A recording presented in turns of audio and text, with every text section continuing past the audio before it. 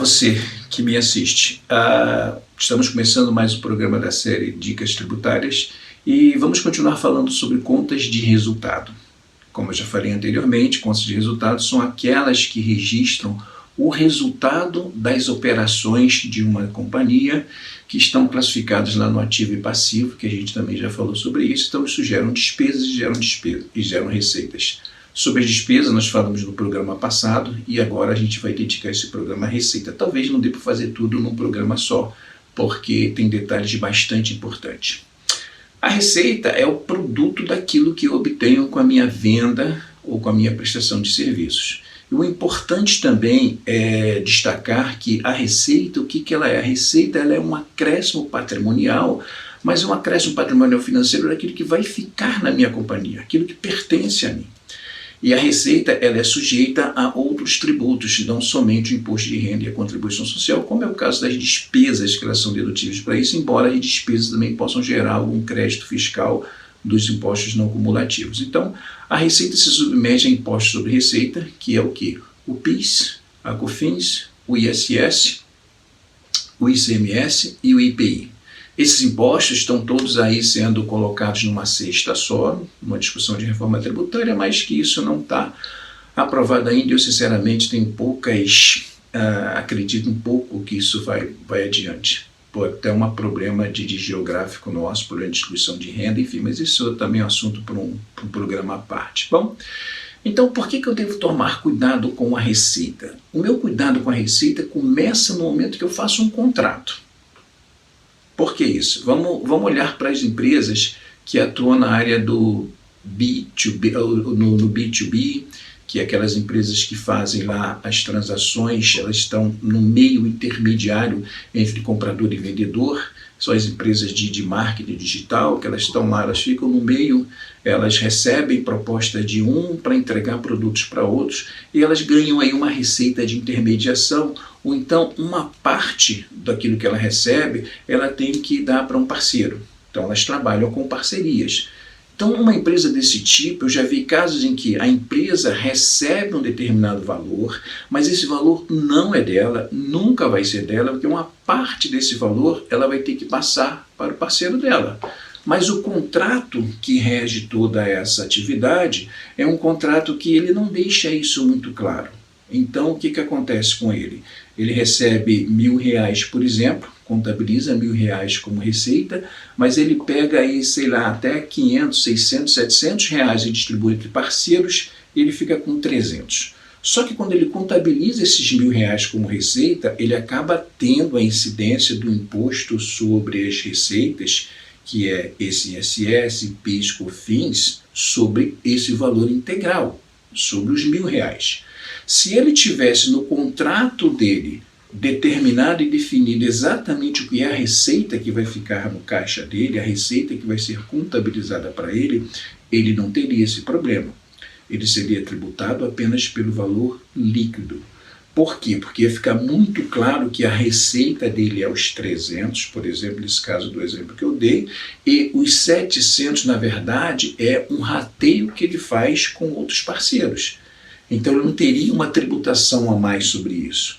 Então isso é muito importante. Então se você tem um negócio desse tipo, se você é um mero intermediário, olhe para o seu contrato de parceria.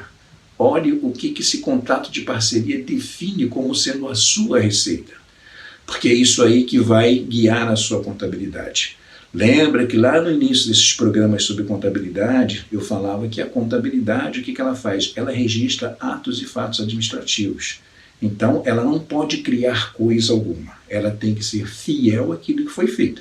Então, se eu tenho um contrato que diz que receita, o que é a definição de receita, a contabilidade tem que seguir exatamente o que está naquele contrato. Então, quando eu faço isso, eu consigo ter aí uma economia tributária bastante significativa.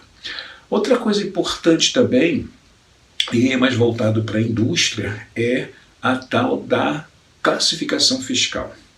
A classificação fiscal ela é utilizada para tributar o IPI e para tributar também o imposto de importação. Então essa tabela é uma tabela que tem mais de 10.000 itens. E é uma tabela muito interessante, por quê? Porque o imposto, ele é calculado, a alíquota desse imposto é definida de acordo com a classificação nessa tabela fiscal. Então tem muitos que estão lá alíquota zero, tem muitos que têm alíquota 10%, 5%, então tem alíquotas variadas, porque o IPI é tido como imposto seletivo. Se você faz uma classificação e cai numa nomenclatura que 10%, você vai pagar 10%. Eu já tive um caso há muito tempo, onde eu estava atendendo uma empresa. Essa empresa ela produzia equipamentos para perfuração de petróleo. E a classificação fiscal que ela colocou lá levava a uma tributação de IPI de 10%. Quando eu olhei para aquilo, eu sempre gostei dos meus trabalhos de fazer uma visita à área operacional, para ver como é que a coisa era feita, como é que tudo era produzido, para a gente identificar alguma oportunidade fiscal ali. E quando eu olhei para esse equipamento, eu entendi que ele poderia ser classificado em outra classificação fiscal, que ele poderia ter outro código de classificação, e esse código levaria a ele uma tributação zero. Levei isso ao conhecimento da companhia. No primeiro momento eles acharam, nossa, isso é ousado demais, mas levaram em consideração as sugestões que eu fiz e contrataram um engenheiro, porque é um produto com muita tecnologia embarcada. Então contrataram um engenheiro que fez uma avaliação daquele conjunto todo e chegou à conclusão que a classificação fiscal que eu tinha indicado era possível. Então o que se fez? Alterou-se a classificação fiscal desse produto, se fez uma consulta à Receita Federal, e o processo de consulta é muito interessante porque ele impede que você receba algum tipo de multa caso você, enquanto você está atendendo, enquanto você está provocando aquilo que você, provocando essa discussão com a Receita, e você está procedendo de acordo com o seu entendimento. Então enquanto a Receita não fala nada, você continua fazendo daquele jeito. Então fizemos um processo de consulta e no processo de consulta nós defendíamos que a classificação adequada era aquela classificação que levava a alíquota zero e não a classificação anterior. E a Receita Federal acabou concordando com isso, até porque não tinha muita margem para ela não concordar. Porque quando você faz um processo de consulta, você deve fazer uma redação que leve a pessoa que vai julgar ao seu entendimento. Então todo o laudo de engenheiro, tudo isso foi colocado nessa consulta e quem analisou não teve outra coisa a fazer a não ser concordar com a classificação, e a empresa teve aí uma recuperação fiscal bastante interessante.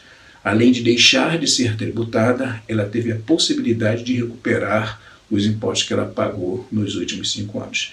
Então esse é um pequeno exemplo dos cuidados que você deve tomar quando você está lidando com receitas. Então você deve olhar para essa receita. Então primeiro, recapitulando aqui rapidinho, você olha para o contrato, vê qual é a redação do contrato. Primeiro você tem que entender o seu negócio, o que é o de receita. Primeiro você tem que entender o conceito de receita, que é esse acréscimo patrimonial, mas é o acréscimo patrimonial financeiro do que vai ficar com você. Então você já tem que agir na redação do seu contrato como parceria, e você tem que olhar, no caso daquilo que você produz, para classificação fiscal. Essa classificação fiscal ela tem outras implicações, por exemplo, o ICMS. O ICMS tem alguns produtos que são sujeitos à substituição tributária. O que é isso? É uma retenção de fonte que eu faço para a cadeia seguinte. Então vamos supor, sei lá, uma coisa muito comum é Guaraná. Se quando compra um refrigerante no botequim você pede uma nota fiscal daquele refrigerante? Não, claro que não. Então isso não existe. Então para que o fisco tenha garantia que aquela venda daquele Guaraná, daquele refrigerante vai ser tributada, existe a substituição tributária. Ou seja, o engarrafador, antes de vender para aquele bar, ele já pagou o imposto da operação dele e já reteve da operação seguinte. Então tem que se tomar cuidado também com esse tipo de classificação, porque aí é o LCM, que é uma classificação utilizada no todo o Mercosul, que determina o que é sujeito à substituição tributária ou não. Bom, nossos 10 minutos estão se extinguindo, a gente vai continuar falando sobre receita no próximo programa. Valeu? Por enquanto é só. Alguma dúvida sobre isso, já sabem, o meu e-mail está aqui embaixo, é só me acionar que eu terei prazer em continuar esse papo com vocês. Um abraço, até a próxima. Tchau.